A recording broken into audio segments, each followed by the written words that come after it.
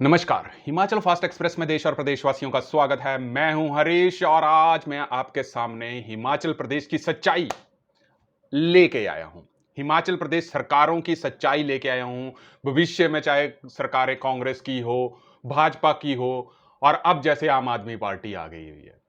भिन्न भिन्न घोषणाएं, जैसे कि कांग्रेस कह रही है कि हम आएंगे, हम युवाओं को रोजगार देंगे, हम हर जो अनएम्प्लॉयमेंट यूथ है उसको 1 लाख रुपए देंगे। भाजपा अपनी ही घोषणाएं करी जा रही है। आम आदमी पार्टी तो अब तक यहां तक ये कह दिया है कि हम जब सत्ता में आएंगे तो सच में 3,000 रुपए देंगे और प्रदेश का विकास करेंगे। तो ये तीनों पार्टियां जो इस वक्त हिमाचल प्रदेश की जनता के साथ ऐसे ऐसे भिन्न भिन्न वायदे जो कर रहे हैं, इसमें आप लोगों को कितना सच है वो भी हमारे को जान लेना जरूरी है।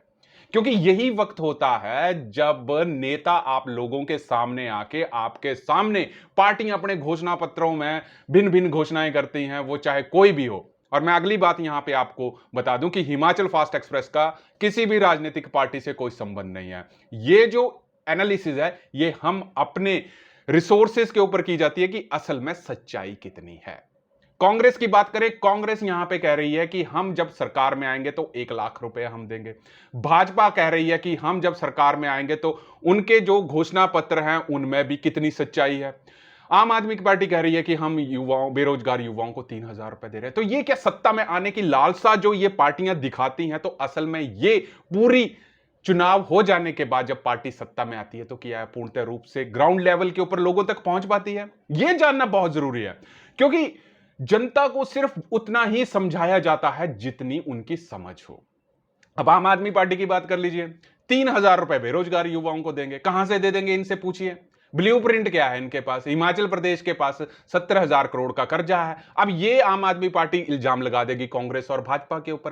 कांग्रेस आरोप लगा देगी भाजपा के ऊपर, भाजपा लगा देगी कांग्रेस के ऊपर, और इसी राजनीति के ऊपर जो है आम वोटर फंस के अपना वोट दे देता है कि भाई अब मैं किसको वोट दूं। ऑप्शन क्या है?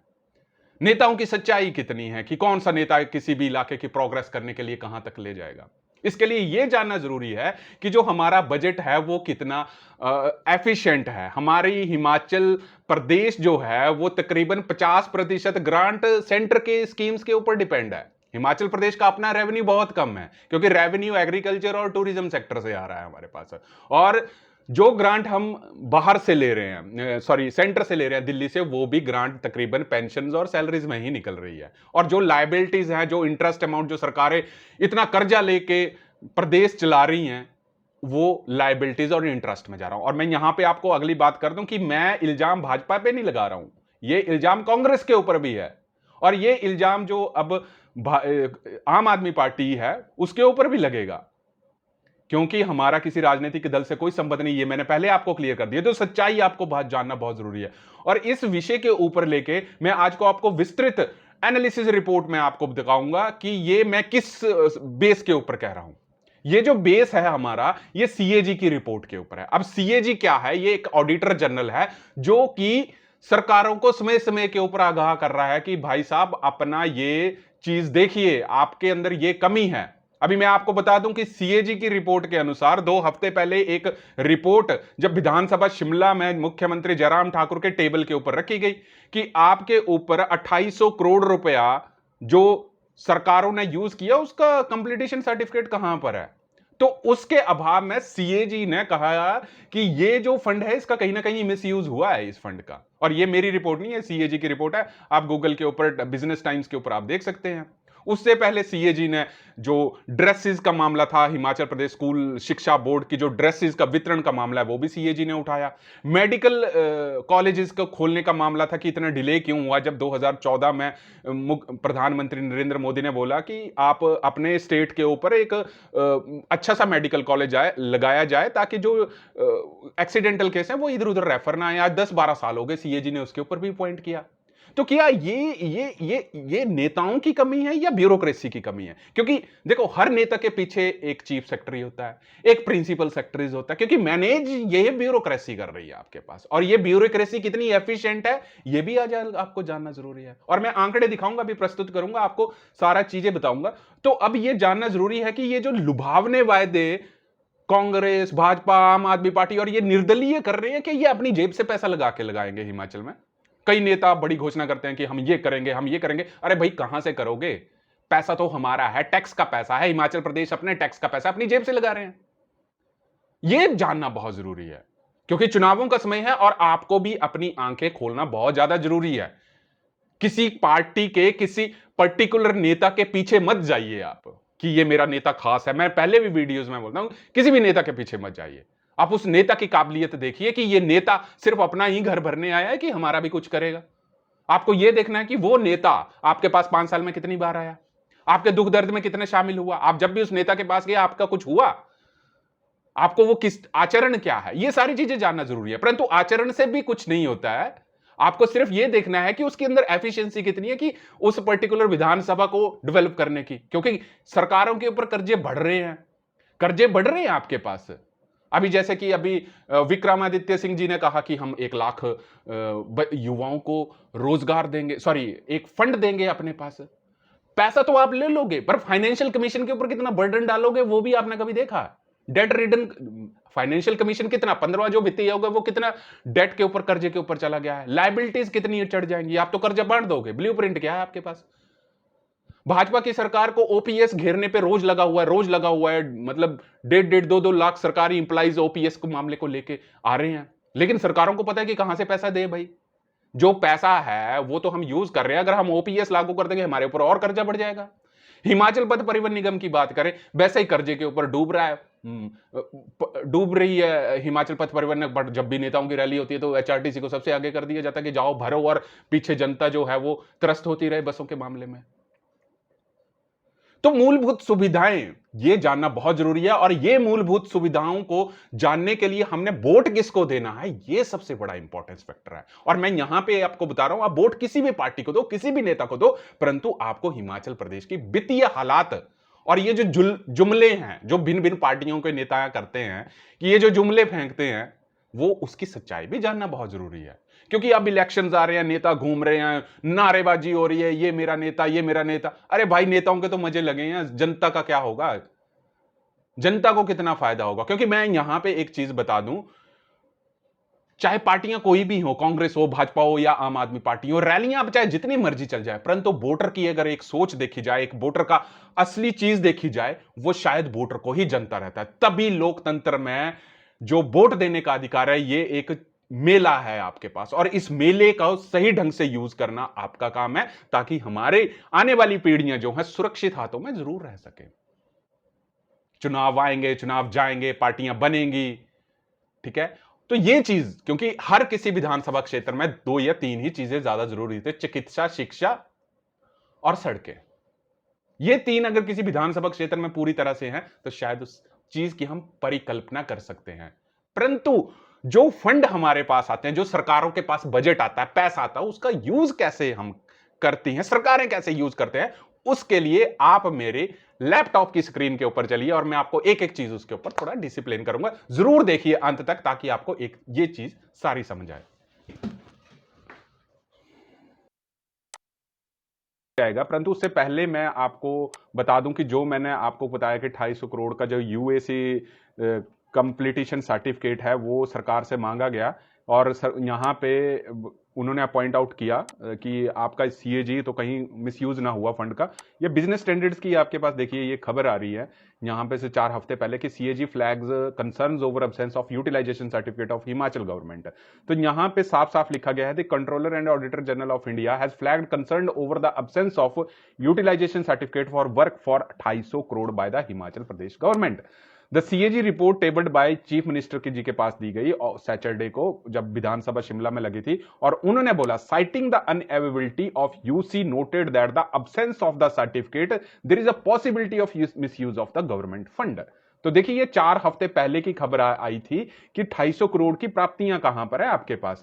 तो यहां पे सारी चीजें बताई गई कि 250 करोड़ रुपया बांटा गया, और इसके तहत जब भी सरकारी पैसे का दिया जाता है तो उसकी प्राप्तियां कहां पे है। तो ये सीएजी ने बहुत बोला, तो कहा but CAG different different time के ऊपर दिखाया गया है कि डेट बर्डन कितना हुआ, फिजिकल डिफिसिट कहां गया, 3557 करोड़ रुपए के खर्च पर हिमाचल सरकार पर उठे गंभीर सवाल, नहीं दिया उपयोगिता प्रमाण पत्र। तो ऐसे ऐसे सीएजी का हो सकता है कि वो प्रमाण पत्र बाद में मिले, परंतु ये सीएजी की एक रिपोर्ट है। तो थोड़ा सा हम बजट के ऊपर देखिए एनालिसिस करेंगे कि हिमाचल प्रदेश के कितने खर्चे हैं, कहां से टैक्स का पैसा आ रहा है, सेंटर से कितना पैसा आ रहा है, ये सारी चीजें हमारे को जानना जरूरी है। तो देखिए यहां पे आप एक ग्राफ देख रहे हैं कि government in GSDP of sector Himachal Pradesh. ये सिंपल एक छोटा सा ग्राफ है, यहां पे सिर्फ एक समझाने की कोशिश की गई है कि एग्रीकल्चर से आपको कितना पैसा आ रहा है, मैन्युफैक्चरिंग से आपको पास कितना पैसा आ रहा है, सर्विसेज से क्या रिटर्न आ रही है, और जीएसडीसीपी है आपके पास कितनी रिटर्न आ रही है। तो ये आपके पास देखिए एक ग्राफ दिया गया है। तो देखिए आपके पास एग्रीकल्चर में 5.4 है, मैन्युफैक्चरिंग में 0.80 है, ये आप नीचे की तरफ दिखा रहे हैं, ये मतलब फिजिकल डेफिसिट है, राजकोषीय घाटा। जब कोरोना आ गया उसके टाइम ये घाटा सरकारों को पड़ा।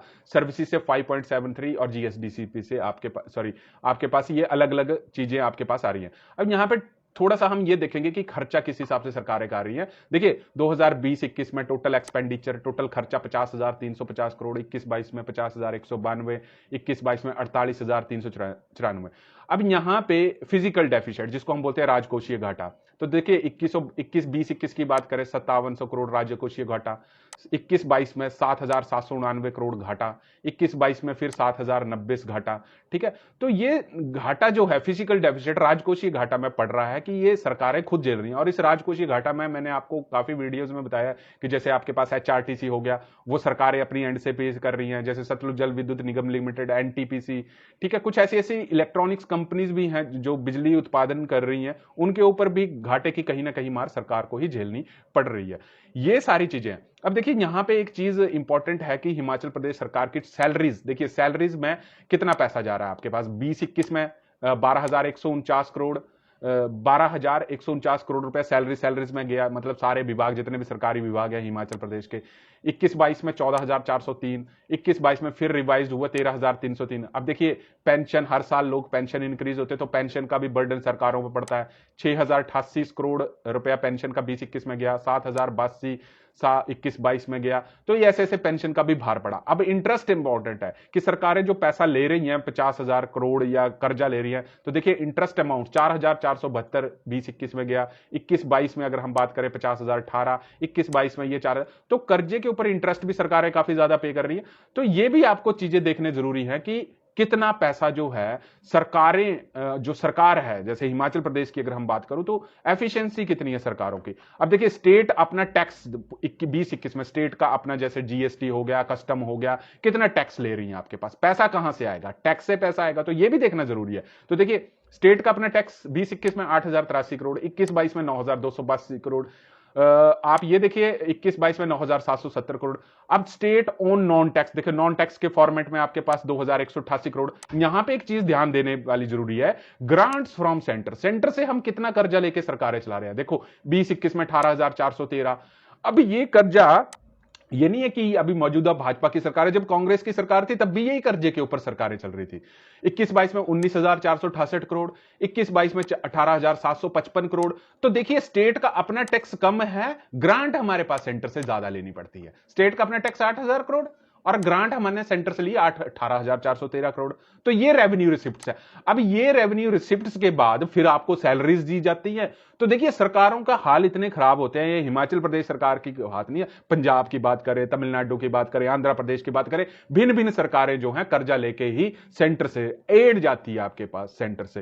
तो टैक्स देना एक बहुत अच्छी बात है। तो यहां से आप एक छोटा सा अंदाजा लगाइए कि हिमाचल प्रदेश स्टेट का अपना टैक्स कितना है और अपने पास ग्रांट कितनी मिलती है सेंटर से, यह जानना बहुत जरूरी है। अब ये जो ग्रांट मिलती है तो उसमें से सरकारें उस फंड को कितना ज्यादा यूज करते हैं यह भी जानना जरूरी है। देखिए जो 8, इसमें से देखिए स्टेट का जीएसटी 3,467 करोड़, स्टेट एक्साइज 1,600, आपके पास वैट, ये सारा tax on vehicles, land revenue, tax and duties and electricity, तो ये सारा आपके पास बताया गया। तो देखिए मैं ज्यादा आपको इसके बारे बीच में डीप में नहीं ले जाऊंगा, पर थोड़ा थोड़ा आपको ये जानना बहुत ज्यादा जरूरी है कि कैसे कैसे हमारे पास रेवेन्यू आता है, फिजिकल डेफिसिट हमारे पास किस हिसाब से गिर रहा है। अब देखिए फिजिकल डेफिसिट आपके पास होता है राजकोषीय घाटा। अब राजकोषीय घाटा जो बड़ी बड़ी संस्थाएं हैं जैसे सीएजी है या फाइनेंशियल कमीशन है, तो ये आने वाले भविष्य की भी बता देते हैं कि राजकोषीय घाटा इतना बढ़ सकता है, परंतु सरकारें कभी कभी उस राजकोषीय घाटा उससे भी ज्यादा हो जाता है। अब यहां पे देखिए फिजिकल डेफिसिट आपके पास 3.52, आपके पास 19-20 में 3.64,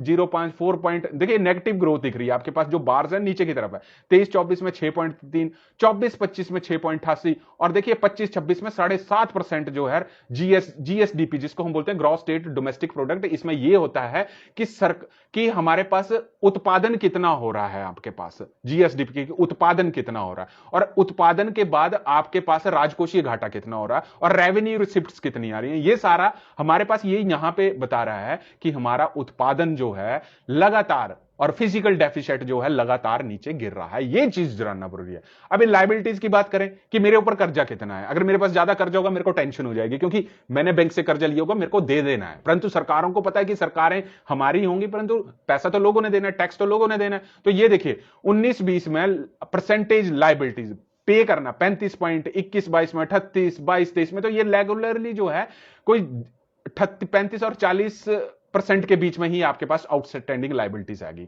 अब यहां पे ये ग्राफ देना बहुत ज्यादा जरूरी है कि जो हमारे पास एलोकेटेड बजट होता है उसकी परसेंटेज टोटल एक्सपेंडिचर और उसके ऊपर कितना दिया गया। ठीक है, अब ये देखिए स्पेंडिंग ऑन एजुकेशन, देखिए सरकारों का अच्छी बात है कि एजुकेशन के ऊपर 20-21 में 17.2, एजुकेशन के ऊपर ठीक है।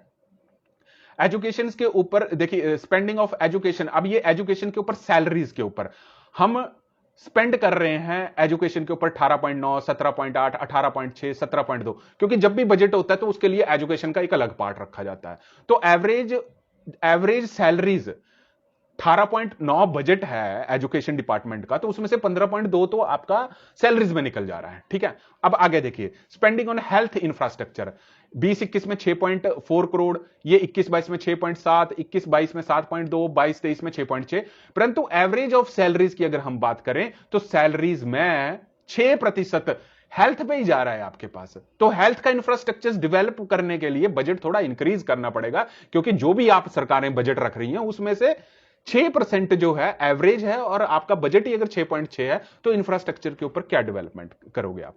स्पेंडिंग ऑफ एग्रीकल्चर, देखिए एग्रीकल्चर की बात करें तो एग्रीकल्चर में जितना बजट रखा जाता है तकरीबन उतना ही खर्चा हो जाता है। अब बात देखिए 20-21 में 6.4, 21-22 में 6.3, तो जो खर्चा एग्रीकल्चर में दिया गया वही खर्चा आपके पास सैलरीज में, जैसे एपीएमसी आपके पास है, अलग अलग कंपनी, अलग अलग जो एग्रीकल्चर की यूनिट्स हैं वहां पे कितना पैसा जा रहा है। स्पेंडिंग ऑन रूरल डेवलपमेंट, देखिए एक अर्बन है, रूरल गांव, ठीक है, तो गांव की डेवलपमेंट के लिए क्या रखा जाता है। तो देखिए ये एक अच्छी बात है कि 3.6, 3 point something percentage rural development का, परंतु खर्चा सरकार ज्यादा करती है 5.7। ठीक है, spending on police as a percentage of total expenditure, देखिए पुलिस विभाग के पास जितना बजट रखा जाता है, तो देखिए बजट आपके पास 3.1, 3.4, 3.5, 3.5 है, ये अलग अलग डिफरेंट बजट सेशन का है। परंतु एवरेज अगर हम सैलरीज की बात करें तो पुलिस डिपार्टमेंट का जो एवरेज सैलरीज है वो 4.3 जा रहा है, 3.5 से लेके 4.3। तो मतलब ये पुलिस डिपार्टमेंट के ऊपर ज्यादा खर्चा है और बजट कम है। ठीक है, अब यहां पे एक और चीज डिपेंड देखिए spending on roads and bridges as a percentage of total expenditure, हमारे पास बजट टोटल 9.9 20-21 में, 21-22 में 9.1, 21-22 में 7.6, 8.6, और ये 9 तकरीबन 9-10% के बीच में आपके पास बजट दिया गया रोड्स और ब्रिजेस के लिए। पर एक्चुअल खर्चा कितना हुआ, देखिए एक्चुअल सैलरीज के ऊपर जा रहा है 4.7, तो जितना पीडब्ल्यूडी विभाग है तो 8.6 से 4.7 काट ली, तकरीबन 5% कम कर दी, तो 3.5% जो बच जाता है वो ब्रिजेस और डेवलपमेंट के ऊपर लगाया जाता है। इसमें से भी प्रधानमंत्री ग्राम सड़क योजना की स्कीम को अगर हम देखें तो वो भी सेंटर की स्कीम है। तो यहां पे भी क्योंकि हिमाचल प्रदेश है, पहाड़ी राज्य है, तो पहाड़ी राज्य के लिए जो आपके पास रोड गिर जाते हैं, ब्रिजेस गिर जाते हैं, तो यहां पे खर्चा ज्यादा हो जाता है। तो ये जरूर चीजें हैं, परंतु स्टेट कहीं ना कहीं यहां पे ये देखने को मिल रहा है कि स्टेट अपना टैक्स रेवेन्यू जो है ज्यादातर जनरेट नहीं कर पा रहा है, क्योंकि ज्यादातर जो एजुकेशन सैलरीज में ही निकल जा रहा है और लाइबिलिटीज में निकल जा रहा है। तो जब सैलरीज और लाइबिलिटीज में निकल जा रहा है तो उसको बचाया कैसे जाए, ये बहुत बड़ी इंपॉर्टेंट चीज है कि रिसोर्सेज कैसे दिए जाए। अब देखिए यहां पे भी वही चीज आ गई, centre in aid from the grant, state का अपना टैक्स 38,000 खर्चा था। ठीक है, अब 38,000 में से आपको 20,000, तो 20,000 करोड़ आपको सेंटर ही दे रहा है। ठीक है, अपना टैक्स आपके पास 9,000 है, तो अपना टैक्स से 2 गुना 3 गुना तो आपको सेंटर से मिल रहा है आपके पास टैक्स, ये आपके पास कंपनसेशन। तो ये जानना जरूरी है कि हिमाचल प्रदेश की आर्थिक हालात की अगर हम बात करें, पीछे की बात करें, तो ज्यादातर यही देखा गया है कि आपको अपना टैक्स ज्यादा बढ़ाना है। ये मैं नहीं कह रहा हूं, ये सीएजी ने भी पॉइंट किया कि आप अपना टैक्स अपनी सोर्सेज बढ़ाइए। ठीक है, तो ये सारी चीजें आपको मैंने थोड़ी सी बताई है, तो इसमें बहुत कुछ, परंतु फिर भी मैंने आपको इसमें चीजें थोड़ी थोड़ी सी डीपली समझाने के लिए छोटी जो मेन मेन चीजें थी वो मैं आपको बता रहा हूं। अब यहां पे ये देख लीजिए कि कुछ और भी मैंने यहां पे चीजें कैलकुलेट करके रखी हैं। तो देखिए यहां पे 16-17 की बात करें, देखिए 13,164 करोड़ आपके पास ग्रांट मिली। ठीक है, grants in aid from government of India, ये जो आप ब्लू सी पट्टी देख रहे हो, तो इतनी ग्रांट आपको सेंटर से मिल रही है। आपका अपना 7,739 आपके पास रेवेन्यू रिसिप्ट्स हैं, ये 4,340 आपके पास अपना state share in union taxes है। तो देखिए ग्रांट की अगर हम बात करें तो ग्रांट 16-17 में 13,164, 13,094, 15,117, 15,939, 18,413। तो आप यहां पे देखिए कि सरकारों के खर्चे लगातार बढ़ रहे हैं। ये देखिए आप देखिए 26,264, 27,364, 30,950, 30,742, 33,438। तो जैसे जैसे खर्चे पड़ रहे हैं, ग्रांट सेंटर से बिल्कुल इंक्रीज हो रही है, 13 13, 15 15, 18। परंतु आप अपना टैक्स देखिए 16-17 में 7,039। अब यहां पे कितना इंक्रीज हो रहा है, स्टेट अपना टैक्स ही जनरेट नहीं कर पा रहा है आपके पास 7 7 7। तो टैक्स अगर आपको जनरेट करना, अच्छा टैक्स करना, जनरेट करना है, तो आपको सर्विसेज तो देनी पड़ेगी। ये आपको थोड़ा सा ध्यान रखना है कि 7,000 करोड़ अगर आपके पास 16,017 में टैक्स बन रहा था, 17-18 में, तो टैक्स सेंटर से ग्रांट रेगुलर इंक्रीज है, परंतु स्टेट कहीं ना कहीं अपना ही टैक्स ज्यादा नहीं कर पा रहे। ये भी चीजें ज्यादा जरूरी है देखने को है। ठीक है, अपना टैक्स नहीं हो रहा है इंक्रीज। अब 16 से 17 देखिए ग्राफ कितना सा है, 7,039, 108। तो खर्चे बढ़ रहे हैं, तो खर्चे बढ़ रहे हैं, तो आपको कुछ ना कुछ अलग सोचना पड़ेगा, क्योंकि सरकारी विभाग में भी यह ज्यादातर देखा गया है कि सरकारी इंप्लॉय, चाहे ओपीएस का मामला देखें, चाहे जल शक्ति विभाग का मामला देखें, या कोई और, हर कोई सरकार से कुछ ना कुछ चाहता है, परंतु सरकार कितने अपने रेवेन्यू रिसोर्सेज जनरेट कर पाती है, यह सबसे बड़ी इंपॉर्टेंट है। और ये सारी जो रिपोर्ट है आपके पास, प्रिंसिपल सेक्रेटरीज और चीफ सेक्रेटरीज, इनका काम है ये सारी चीजें बनाना कि कहां पे खर्चा कम हो, और उस खर्चे के ऊपर नजर रखना ये सरकारों का ही काम है।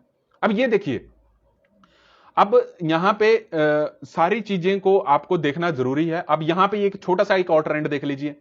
अब यहां पे सिर्फ ये है आपके पास trends in the transfer from the centre. Transfer जो है सेंटर का, देखिए ट्रांसफर फ्रॉम द सेंटर, ये जो ब्लू लाइन है, ये आपकी 11-12 में, देखिए ये आपके पास पूरा देखने को कि 11-12 से लेके 20-21 तक सेंटर का ही सिर्फ शेयर आपके पास ज्यादा बढ़ा है, सेंटर का ही शेयर ज्यादा बढ़ा है, हिमाचल प्रदेश का अपना टैक्स कहीं ना कहीं नहीं बढ़ा है।